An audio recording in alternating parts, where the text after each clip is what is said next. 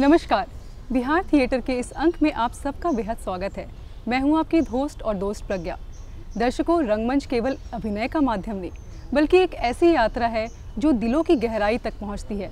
ऐसे में हम एक ऐसे कलाकार की बात कर रहे हैं जिनकी कला में निर्देशन, अभिनय और गायकी का संगम देखने को मिलता है। जी हाँ, हम बात कर रहे हैं निर्देशक, अभिनेता और गायक श्री आलोक गुप्ता जी का। तो मिलकर के उनका स्वागत करते हैं हमारे आज के अंक में। पटना में जन्मे और यहाँ के राम मोहन राय सेमिनरी स्कूल से प्रारंभिक शिक्षा प्राप्त करने वाले आलोक गुप्ता ने विद्यालय के कार्यक्रमों में गायन से कला यात्रा आरंभ की।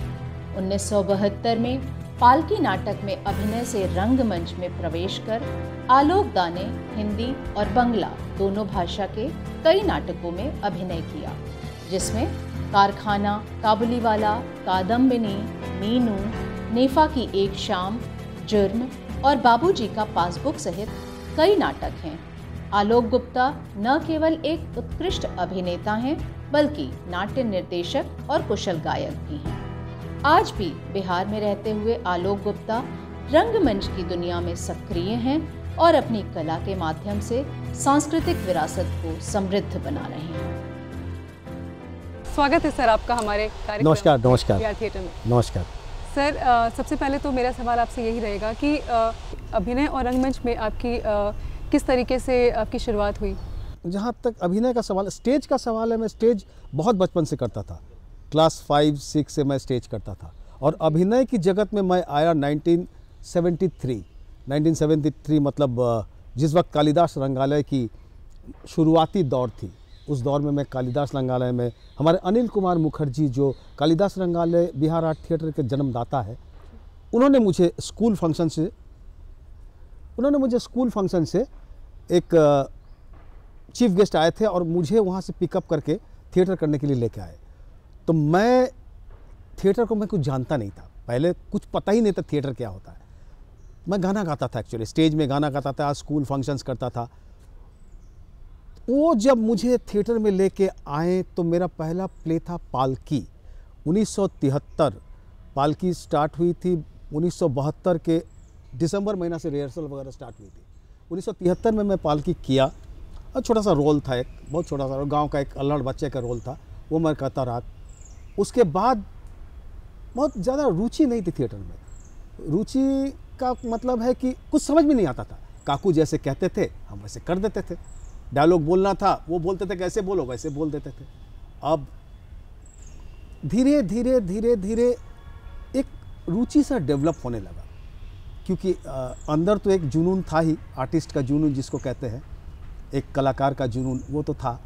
तो मैं देखा कि मेरी जो गायकी है वो थिएटर में भी एप्लीकेबल हो जाती है, और थिएटर में जब एप्लीकेबल होती है तो कुछ और ज़्यादा उसमें इम्पैक्ट बन जाता है। तो मैं करने लगा। फिर फर्स्ट प्ले के बाद सेकंड प्ले मुझे मिला बंगला प्ले। वो था रामेर सुमोथी। रामेर सुमोथी शरत चंद्र चट्टोपाध्याय की लिखी हुई एक कहानी है, उसको मैंने किया, उसमें मुझे मौका मिला। उसके बाद धीरे धीरे साल में एक दो थिएटर, 1-2 स्टेज शो, ये चलता रहा। स्कूल बीती, कॉलेज बीती, प्रोफेशनल स्टडीज़ बीते, नौकरी में आया, शादी ब्याह हुआ, बाल बच्चे हुए, लेकिन मैं थिएटर को हमेशा अपने साथ जोड़ के रखा। जैसा कि आपने हिंदी और बांग्ला दोनों में रंगमंच किया है, ऐसे में क्या कुछ डिफरेंसेस होता है और क्या कुछ अलग होता है और क्या कुछ सिमिलैरिटी होती है थिएटर में, अगर हम जानना चाहेंगे तो? थिएटर में कोई सिमिलैरिटी नहीं है। वो डायलॉग्स लिखे रहते हैं, डायरेक्शन डायरेक्टर दे देता है और हम उसको एक्ट करते हैं। हाँ, ये बहुत ज़रूरी है। कोई भी, किसी भी भाषा में अगर मैं थिएटर करता हूँ या कोई भी काम करता हूँ स्टेज का, तो भाषा पर बिल्कुल, लैंग्वेज पर बिल्कुल कंट्रोल होना चाहिए। कौन सा लैंग्वेज हम बोल रहे हैं, अगर बांग्ला बोल रहे हैं तो बांग्ले पे कंट्रोल होना चाहिए, हिंदी बोल रहे हैं तो हिंदी पर कंट्रोल होना चाहिए, गुजराती, तमिल, जो भी भाषा में हम काम कर रहे हैं उस भाषा पर बहुत ज़्यादा कंट्रोल होना चाहिए।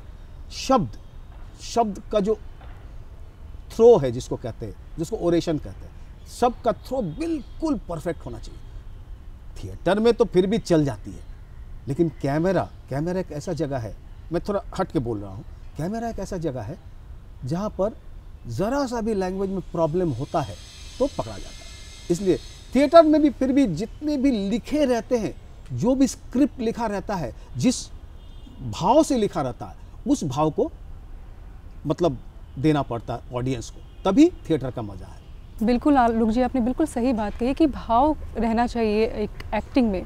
ऐसे में आपसे जानना चाहेंगे कि एक्टिंग में जो शेर व शायरी होती है या जो डायलॉग्स होते हैं वो कितना ज़रूरी होता है, उसको डिलीवर कैसे किया जाता है एक्टिंग में, इनकी बारीकियों के बारे में आपसे जानना चाहेंगे। देखिए, एक्टिंग में क्या क्या ज़रूरत है। एक्टिंग में फर्स्ट ज़रूरत है एडाप्टेशन।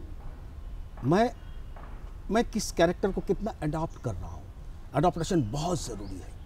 सेकंड आता है कन्विक्शन, कितने कॉन्फिडेंस के साथ मैं उसको थ्रो कर रहा हूँ। थर्ड आता है टाइमिंग, बिल्कुल परफेक्ट टाइमिंग में कौन सा डायलॉग कहाँ से कहाँ तक जाना चाहिए, वो टाइमिंग बहुत ज़रूरी है। फिर आता है ओरेशन, शब्दकोश, जहाँ मैं शब्द की बात कर रहा, लैंग्वेज की बात कर रहा था कि मैं जो डायलॉग डिलीवर कर रहा हूँ वो उसके शब्दों में ज़रा सा भी मतलब परफेक्शन होना चाहिए, गलती नहीं होना चाहिए। और लास्ट में होता है रिदम। रिदम में क्या होता है, रिदम में बहुत ज़रूरी होता है, एक एक्टर को रिदम का ज्ञान होना बहुत ज़रूरी है, म्यूज़िक का ज्ञान होना ज़रूरी है, शेर व शायरी का ज्ञान होना ज़रूरी है। क्योंकि कभी कभी क्या होता है कि स्टेज है ना, इसमें कट तो है नहीं। स्टेज में क्या होता है कि मैं चला, एक फ्लो में मैं चल रहा हूँ, फ्लो में चल रहा हूँ, हो सकता है एक जगह आप पर मैं भी अटकता हूँ। नहीं है कि मैं अटकूंगा नहीं, मैं भी अटकता हूँ। जब मैं अटकता हूँ तो वहाँ पर मेरे दिमाग में रहता है कि ऐसा सिनोनिमिकल एकदम जो कोई शायरी टाइप का बोल दूँ तो पब्लिक को भी अच्छा लगेगा और स्टेज भी बंधा रहेगा। अभी एक प्ले है कठपुतली। कठपुतली में एक सीन है कि मैं हीरोइन बैठी है और हीरोइन मुझसे कुछ बात कर रही है, तो मैं उस हीरोइन से ये कहता हूँ कि मैंने कल रात एक कविता लिखी है। तो वो कहती है किसके लिए? बोला अरे किसके लिए, मैं आपके लिए लिखा है, सुनाऊं? बोला सुनाइए। और जब मैं उठ के वो कविता जब बोलने जाता हूँ तो मैं बिल्कुल ब्लैंक हो जाता हूँ, मैं क्योंकि कविता का फर्स्ट लाइन हमको याद नहीं पड़ रहा था क्या बोलना है। तो फिर मैं दोबारा मुड़ के बोलता हूँ मुझ के, क्या बताऊँ? बोली हाँ बताओ ना। तब मैं अचानक मेरे मुंह से, चूँकि शेर व शायरी का बहुत सारा मेरे पास ये है, क्या कहते हैं, भंडार है, तो मैं पट से बोलता हूँ, एक झील सी नज़र आती है तुम्हारी आंखें, न जाने कितने अफसाने बयां कर जाती है तुम्हारी आंखें, बोल के मैं पलटता हूँ। ये शेर व शायरी का इम्पैक्ट इस जगह पड़ता है। बिल्कुल आलोक जी, आप अपने इतने सारे जो एक्सपीरियंस है और इतने सालों का एक्सपीरियंस आप हमारे दर्शकों के साथ साझा कर रहे हैं, और इसी के साथ आपने बाबूजी की पासबुक भी आपने की है, उसकी छोटी सी झलक हम आपको दिखाना चाहेंगे। तो मिलकर के देखते हैं बाबूजी की पासबुक की एक झलक। बाबूजी, बाबूजी, बाबूजी, बड़े भैया और बड़ी भाभी आई है। प्रणाम बाबूजी। बाबूजी, बाबूजी, अरे मैं हूँ, कोई आपका लाडला बेटा, कोई जवान नहीं है भैया, कोई फायदा नहीं है। अभी देखिएगा वो लोग आएगा सुदसवा, देखिएगा कैसे खुल के बात करते हैं, और जब हम बात करना चाहते हैं तब बस ठीक उसी तरह जैसे आप टुकुर टुकुर देख रहे हैं, देखते रहते हैं। चलिए भैया, चलिए हम तो दूसरे कमरे में चलते, चलिए वही बात करेंगे। आइए भाग जाइए। आलोक जी, बाबूजी का पासबुक जो हमने अभी देखा इसकी झलक, वो काफ़ी खूबसूरत है, आपने उसमें अभिनय किया है। हम जानना चाहेंगे उसके आपके एक्सपीरियंस के बारे में बाबूजी की पासबुक में। बाबूजी का पासबुक एक बहुत महान प्ले है और इसको बहुत अच्छे लोगों ने किया है। मैं जब काम कर रहा हूँ या किया, जो बाबूजी का पासबुक डायरेक्ट कर रहे थे सुमन कुमार जी, जो बहुत बड़े डायरेक्टर हैं, अपने समय के बहुत बड़े महान एक्टर भी रहे हैं बहुत सारे। तो वो जब मुझे कहा कि बाबूजी का पासबुक का ये रोल तुम्हें करना है, तो मैंने कहा सुमन भैया ऐसा है कि मैं कर तो लूँगा, लेकिन लेकिन कुछ नहीं भाई, तुमको करना है। बोला ठीक है करना। तो वो एक टीम बनी, उस टीम के साथ सुमन कुमार जी का बहुत अवदान है हमारे थिएटर इंडस्ट्री में, बहुत ज़्यादा क्या कहते हैं अवदान है। उन्होंने बहुत सारे थिएटर किए हैं, बहुत सारे कलाकार को उन्होंने अपने हाथों से बनाया है। तो मैंने देखा ये मौका मिला, बहुत अच्छा मौका मिला कि मैं सुमन कुमार जी के साथ काम कर रहा हूँ। तो मैं जब पहला सीन कर रहा था तो उनका एक बड़ा ये है, वो बहुत फ्रीडम दे देते हैं एक्टर को। एक्चुअली थिएटर मीडिया ही है एक्टर का मीडिया, वो सीन क्रिएट करते हैं लोग। एक्टर्स जब तक सीन नहीं क्रिएट करेगा ऑडियंस को कभी भी मन नहीं लगेगा। तो वो सीन क्रिएट कर रहे थे, तो वो एक सीन था जो धत, तो वो धत जो बोलते हैं मेरे ऑटोमेटिक निकलता है, बाबूजी बाबूजी अरे उठिए ना, भैया भाभी आए, बाबूजी उठिए ना, धुत। ये धुत जो निकला ना वो ऑटोमेटिक निकला, और ये एक्टर का काम है। ये डायरेक्टर ने धुत करने के लिए कभी नहीं कहा, डायरेक्टर ने सीन समझा दिया और परफेक्शन ला दिया, उसके बाद एक्टर का। बहुत अच्छा प्लेयर है, बहुत अच्छा प्लेयर, काफ़ी नाम हुआ प्ले का, काफ़ी लोग उसको सराहा, बहुत लोगों ने सराहा। तो दर्शकों, हमने बात की अभिनय की, निर्देशन की, पर हम जानना चाहेंगे आलोक जी से कि आलोक जी, एक लेखक जो नाटक लिखता है उसमें एक अभिनय और जो निर्देशन होता है कितना ज़रूरी होता है उस लेखक की जो नाटक लिखने की जो विधा है उसको समझने के लिए? ये एक बहुत मतलब अहम चीज़ है जी। एक एक्टर के लिए। एक एक्टर के लिए लिखता कोई और है, एक्ट कोई और करता है, डायरेक्ट कोई और करता है। उसमें बात क्या है कि कुछ चीज़ इन्वॉल्व होते हैं।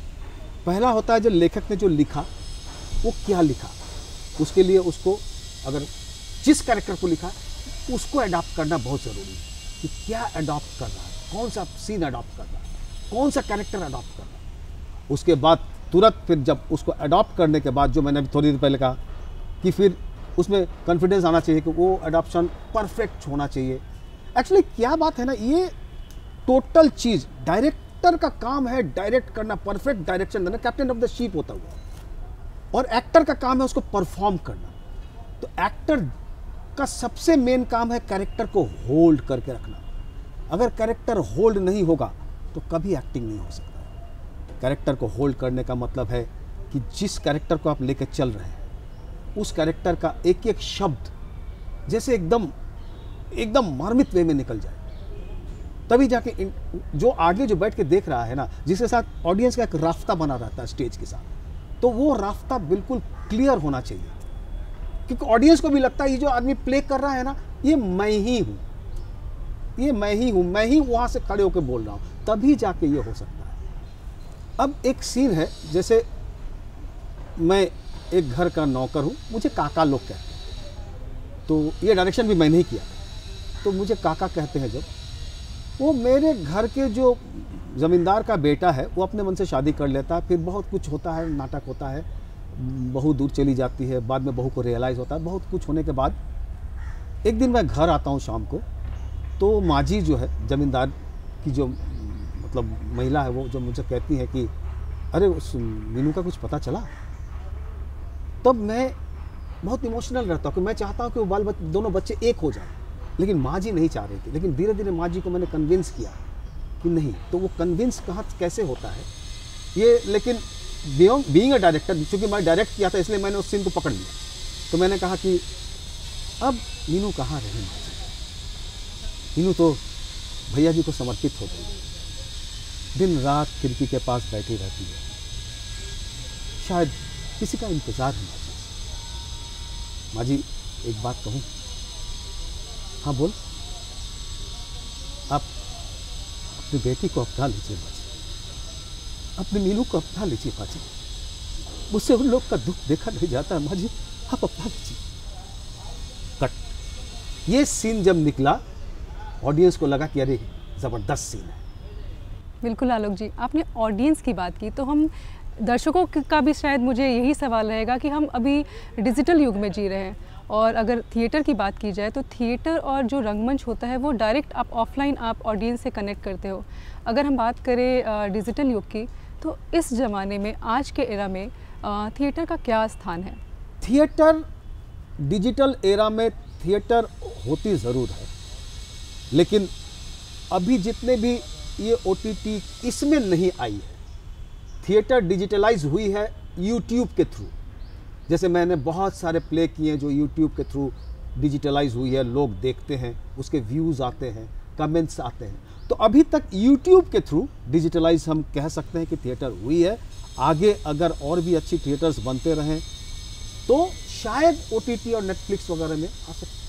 तो थिएटर की अगर हम बात कर रहे हैं तो अभी फ़िलहाल क्या कुछ काम हो रहा है थिएटर के ऊपर? बिहार सरकार क्या कुछ कर रही है, इसके बारे में जानना चाहेंगे आपसे। देखिए, थिएटर पर सरकार का बहुत सारा पॉजिटिव व्यूज़ जा रहा है जी। अभी हमारे यहाँ कालिदास रंगालय है, वो टूट के बन रही है, सरकार पूरा बना रहे हैं। वहाँ पर जो हमारा जो BID है, बिहार इंस्टीट्यूट ऑफ ड्रामेटिक्स है, उसके लिए अलग जगह बन रही है, एक ऊंचा ओहदा मिलने जा रहा है। तो सरकार बहुत सारे काम कर रही है। बहुत सारे प्लेज होते हैं जो जिस प्ले में कुछ मतलब समाज को मैसेज जाता है, उस पर सरकार बहुत सारी सुविधाएं दे रहे हैं, फिनेंशियल भी सपोर्ट कर रहे हैं। सरकार बहुत पॉजिटिव है, दोनों सरकार, बिहार सरकार और सेंट्रल गवर्नमेंट दोनों बहुत पॉजिटिव है नाटक को, रंगमंच को डेवलप करने के लिए। आपने कई नाटकों में काम किया है, कोई ऐसा नाटक जो आपके दिल के काफ़ी करीब हो? 2 ऐसे प्ले हैं। एक तो मैं बहुत बचपन में किया था, क्लास 8 में किया था, वो बंगला नाटक किया था। उसमें एक सीन था कि मैं गांव का एक अल्हड़ लड़का हूँ, मेरी माँ नहीं है, सौतेली माँ है, भैया भाभी है, भाभी हमको बहुत मानती है, लेकिन मैं गांव के बच्चों के साथ पढ़ाई लिखाई छोड़ दिन रात अल्हड़पना करते रहता। उस नाटक का नाम था रामेर सुमोती, शरद चंद्र चट्टोपाध्याय ने उसे लिखा था। तो रामेर सुमोती में एक सीन था कि मेरे बदमाशी से अजीज आकर भाभी ने मुझे एक सजा दिया कि जाके दिन भर आम के पेड़ के पास जाके एक पैर पे खड़े रहो और जब तक मैं ना बोलूं तुम दूसरा पैर नहीं उतारना। और मैं गया, पेड़ के नीचे खड़ा हो गया एक पैर पर सीन में, और उसके बाद भाभी अपने काम में लग गई तो भूल गई कि मैं भी, उन्होंने मुझे सजा दी है। तो मैं वहाँ खड़ा था एक पैर पे। अचानक रात को जब खाने का समय आया तो भाभी को लगा अरे ये नंदू नहीं है। उसे याद पड़ा कि नंदू, मैंने उसे पनिशमेंट दिया था वो पेड़ के नीचे एक पैर पर खड़ा होने के लिए, और जब तक मैं आदेश ना दूं पैर नहीं उतारना। वो जब घर से निकलती है और वो जो सीन देखती है, मैं एक पैर पर खड़ा हूँ, लड़खड़ा रहा हूँ, और वो जो नंदा भाभी, हमारी नंदा भाभी थी, उससे वो मेरी माँ, भाभी माँ की रोल कर रही थी, वो जो वहाँ से दौड़ी है और दौड़ के जो हमको पकड़ी है, वो जब अमेजिंग सीन, वो सीन मैं जब भी सोचता हूँ मेरे रोंगटे खड़े हो जाते हैं। पूरा पब्लिक रोने लगा, मैं तो रो ही रहा था, पूरे आज भी मेरे आँख में आंसू आ जाते वो सब सीन देख के। एक सीन और था कि मेरा बेटा बहू, अभी ये रिसेंट की बात है, मेरे बेटे बहू जो अमेरिका में सेटल्ड है और मेरी वाइफ बहुत बीमार है, हर बार फ़ोन करती है तो कहता है कि उसकी वाइफ उठाती है, बोलती कि भाई वो अभी बिज़ी हैं, जेट लैग है, वो मतलब वो अपने इतने काम में बिज़ी हो जाता है कि वो माँ की बात का ध्यान ही नहीं रहता, या फिर बाप उसको तसल्ली देता है, अरे भाई वो अपने काम पे है, उसको काम करने दो, क्यों इतना बार बार फ़ोन करके सताती हो? नहीं कैसा है, क्या है, नहीं है, बहुत हो गया। एक दिन उसकी मदर मर जाती है, मतलब मेरी वाइफ मर जाती है। मेरी वाइफ जब मर जाती है तो थर्ड पर्सन के थ्रू उनको पता चलता है कि उसकी माँ मर गई है। वो वहाँ से आता है तो देखता है बाप श्राद्ध कर रहा है,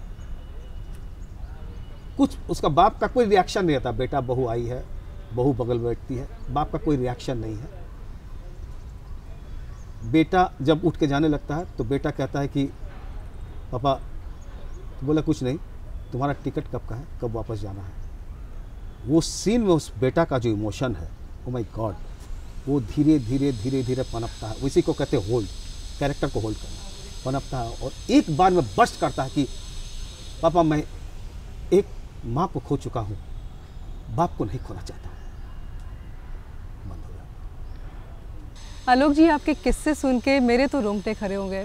बिल्कुल अभिनय सिर्फ एक्टिंग नहीं बल्कि इसे जीना होता है। ऐसे में आपकी एक और बहुत बड़ी जो नाटक है जिसका नाम है बड़ी बुआ जी, उसकी एक छोटी सी झलक हम अपने दर्शकों को ज़रूर दिखाना चाहेंगे, तो मिलकर के देखते हैं बड़ी बुआ जी की एक झलक। किसी कमरे में, किसी ग्रीन रूम में ऐसा और नाटक चलता है, वैसे ये यात्रा रूम में सब कुछ करता है ना।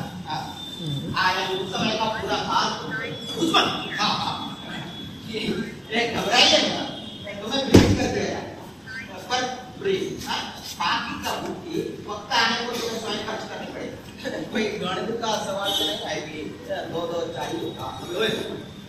बात बता, ये तुझे अचानक आसमान से मेरी बीवी को कहां से टपका दिया? इससे भी बड़ा अचानक गल घट सकता है, तैयार रहो। सीधा सा समस्या हो तो सीधा सा समाधान होता है, ये तो ऐसा नहीं है। पहला काम है बुआ जी और अनु को वापस ले आना, फिर अनु को बुआ जी से अलग करके मंच पर भेज देना, इसके बाद बुआ जी को दर्शक मंडली में बैठा कर रखना। समझ में आ रहा है कितना पेचीदा मामला है, तो समाधान भी उतना पेचीदा ही होगा। ये समाधान का हिसाब कहाँ तक बैठ पाएगा मुझे नहीं पता, तुम्हें तो और भी नहीं पता। ये निर्भर करता है आने 2 हाथों में। हमने 2 हाथ क्या बकवास कर रहे हैं? खासदार खेलता है साहब। फिर बोल रहा हूँ मैं ताश तेरा जानू में जा तेरा ताश और तू क्या बोल? नितायदा तुम बड़े अकृतज्ञ हो। तुम्हें पता नहीं क्या मैंने क्या क्या नहीं किया तुम्हारे। एक बात बताओगे? नहीं तुम मत बताओ, मैं बताता हूँ। भरोसे का कोई प्रेस है तुम्हारे? प्रेस? प्रेस छापा खाना, ऐसा प्रेस जो बड़े-बड़े काम। अभी हमने देखा बड़ी बुआ जी की एक झलक, तो इसी पे आलोक जी से बात करेंगे कि क्या कुछ एक्सपीरियंस रहा, क्या कुछ कहना चाहेंगे आलोक जी? बड़ी बुआ जी एक प्ले है जिसको डायरेक्ट किया था हमारे बहुत यंग, मैं यंग डायरेक्टर्स होकर बहुत काम करता हूँ, बहुत यंग डायरेक्टर ने प्ले किया था, उसको डायरेक्ट किया था अनिमेश सिंह जी। अनिमेश सिंह एकदम यंग लड़का है, बहुत सारा प्ले मेरे को डायरेक्ट करता, मैं भी उसका डायरेक्शन में काम करता हूँ। तो जब उसने मुझे बड़ी बुआ जी का कहानी सुनाया तो उसने कहा कि ये बादल सरकार का लिखा हुआ कहानी है, इसमें दादा आपको काम करना है, तो और आपके मन लायक रोल आपको दे रहा हूँ, एक डायरेक्टर का, नाटक का डायरेक्टर का रोल दे रहा हूँ। नाटक का डायरेक्टर मतलब उसमें मेरा रोल था कि एक नाटक का मैं डायरेक्टर हूँ, और एक डायरेक्टर को नाटक करने में क्या क्या प्रॉब्लम फेस करना पड़ता है वो था। तो वही कहानी पर बेस करके ये नाटक बनी थी, लंबा अच्छा नाटक बना, बहुत लोगों ने बहुत इसे पसंद किया। उसमें वो जो सीन है, मैं जो कहता हूँ कि वो जो एक बंदा है वो हीरोइन को घर से मना हो जाता है कि आप नाटक नहीं करेंगे, और उस हीरोइन को ये लोग चाह रहे थे कि मेरे साथ शादी करा के पत्नी बना के फिर नाटक कराने के लिए। तो वही एक सीन का कि वो तुमने वो ये बीच में कहाँ से आ गई, वो बीच में कहाँ से, इसी तरह से वो नाटक बहुत इस तरह से बनी थी वो नाटक। एक अभिनेता के लिए माइम एक्टिंग बहुत ज़रूरी होता है, ऐसे में जानना चाहेंगे आलोक जी आपसे कि माइम एक्टिंग है क्या, और आपने इस अभिनय में आपके एक्सपीरियंस को जाना? माइम एक्चुअली ये माइम एक आर्ट है, एक विधा है जी, जिसमें सब कुछ होता है, सिर्फ डायलॉग नहीं, साइलेंट नहीं है, डायलॉग नहीं है, और उसमें कुछ नहीं है ना, हम जो भी कोई सब्जेक्ट नहीं होता। जैसे मैं आपसे बात कर रहा हूँ तो आप एक सब्जेक्ट है और मैं आपसे बात कर रहा हूँ, लेकिन उसमें सब्जेक्ट भी नहीं होता, मैं सिर्फ एक्शन से दिखलाता हूँ। जैसे मेरे को कोई ज़मीन हड़पना है, मैं ज़मींदार हूँ, कोई ज़मीन हड़पना है, तो ना मेरे पास छड़ी है, ना मेरे पास आसपास के लोग हैं, लेकिन मुझे को ये फील करा देना है कि मेरे साथ पूरा ज़मींदार के साथ जैसे लोग चलते हैं वो सारे लोग हैं, और मुझे वो ज़मीन चाहिए। तो मैं, वो छड़ी भी नहीं है, हम ऐसे ऐसे चल रहे हैं, छड़ी उठा के पान खाते खाते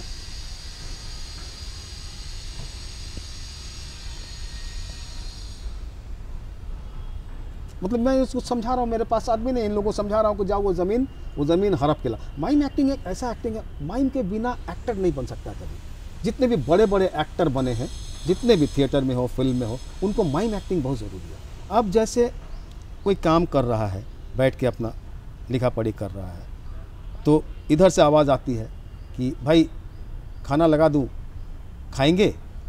तो मैं ऐसे देखूँगा, बस इशारा, हाँ। माइम बहुत तरह से काम आता है। माइम कोई बहुत सीरियस सीन चल रहा है, मुझे डायलॉग नहीं बोलना है, सिर्फ आंख से बतला देना है कि मैं, ये नहीं होगा।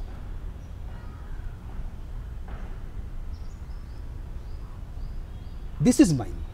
माइम कोई मतलब माइम एक ऐसा विधा, माइम बहुत डेवलप हो रहा है धीरे धीरे। हमारे गुरु हैं माइम नस्कर, कमल नस्कर साहब मेरे माइम गुरु हैं, जिनके साथ मैं माइम करता हूँ।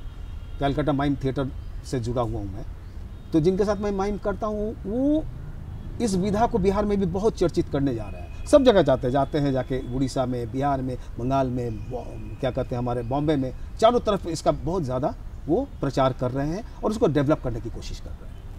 आलोक जी, हमने आपसे बहुत कुछ साझा किया रंगमंच के बारे में।